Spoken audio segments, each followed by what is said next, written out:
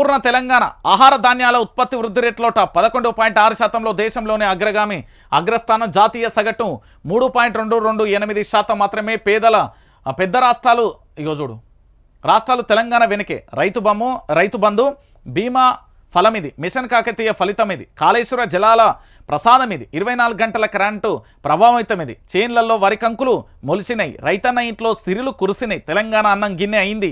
దేశానికి అన్నపూర్ణగా మారిపోయింది అంటూ కూడా చూడొచ్చు. మొత్తానికి తెలంగాణ 11.6%తోని టాప్లో ఉన్నది. లాస్ట్లో ఛత్తీస్గఢ్ ఉంది. ఆ తర్వాత ఏపీ, ఒడిశా, పంజాబ్, ఉత్తరప్రదేశ్, మధ్యప్రదేశ్, మహారాష్ట్ర ఉంది. రాష్ట్రాల వారీగా వృద్ధి రేటు జాతీయ సగటుకు 3.228%. అంటే కేసీఆర్ ఉంటే గిట్లుండే. ఇవాళ ఎడబడిపోతుందో చూస్తారు, రేపో ఎల్లుండి వస్తుంది. ఇక అది కూడా చూద్దాం మనం.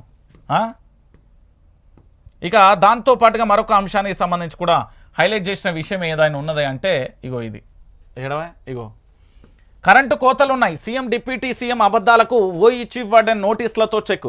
కరెంటు కట్ కావడం లేదంటూ రేవంత్ బట్టి ప్రకటన. ఓయి విద్యార్థుల ఆందోళనతో బయటపడ్డ నిజం. కేసీఆర్ ట్వీట్తో పెరిగిన పొలిటికల్ హిట్. చీఫ్ వార్డెన్కు సోకాస్ నోటీసులు. సర్వత్రా విమర్శల వెలువ. నోటీసుల వివాదంపై స్పందించిన డిప్యూటీ సీఎం విద్యార్థులు నిశ్చింతగా ఓయిలో ఉండవచ్చని హామీ.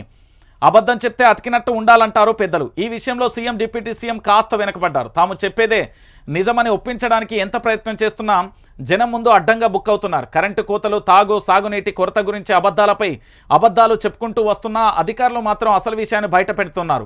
ఓయి క్యాంపస్లో చోటు చేసుకున్న ఘటనలు, చీఫ్ వార్డెన్ ఇచ్చిన నోటీసులతో రాష్ట్రంలో విద్యుత్ కోతలు, నీళ్ల కొరతపై అసలు వాస్తవం బయటపడింది. దీంతో గులాబీ బాస్ కేసీఆర్ చేసిన ట్వీట్ చర్చనీయ అంశంగా మారింది. అసలు ఎవరు అబద్ధాలు చెప్తున్నారనే దానిపై చర్చ కూడా మొదలైన పరిస్థితి కనబడ్డది. ఇది కథ. దొంగలు ఊలు వంచుకుంటే గిట్లనే ఉంటుంది. ఇక చంద్రబాబు చేతిలో కాంగ్రెస్ పార్టీ రిమోట్ కంట్రోల్. రేవంత్ను చంద్రబాబు నడిపిస్తున్నారు. ఏపీ సీఎం జగన్ సంచలన వ్యాఖ్యలు. ఇండియా టుడే కార్యక్రమంలో మాట్లాడిన జగన్, షర్మిల రేవంత్ రెడ్డి ద్వారా చంద్రబాబు నాపై ఎగదోశారు. ఆమె పోటీ చేయడం బాధ కలిగించలేదు, డిపాజిట్లు కోల్పోతుందనే బాధ అంటూ కూడా చెప్పిన పరిస్థితి కనబడ్డది. మొత్తానికి నేను చెప్పలే, గురువుగారి ఆదేశాల మేరకే శిష్యుడు ఇక్కడ పనిచేస్తున్నాడు అని చెప్తున్నా. అయినా కూడా లేదన్నా శిష్యుడు అట్లెందుకు చేస్తారు అంటే నిజం అదే అన్నా. నేను చెప్తున్నా కదా, కేసీఆర్ చెప్పినా, భారతీయ జనతా పార్టీ చెప్పినా, ఎవరు చెప్పినా ఇగో ఈయన గురువు గారు, ఆయన శిష్యుడే రేవంత్ రెడ్డి. చంద్రబాబు ఆధ్వర్యంలోనే నడుస్తున్నాడు. ఓకేనా. తెలంగాణ పరిపాలన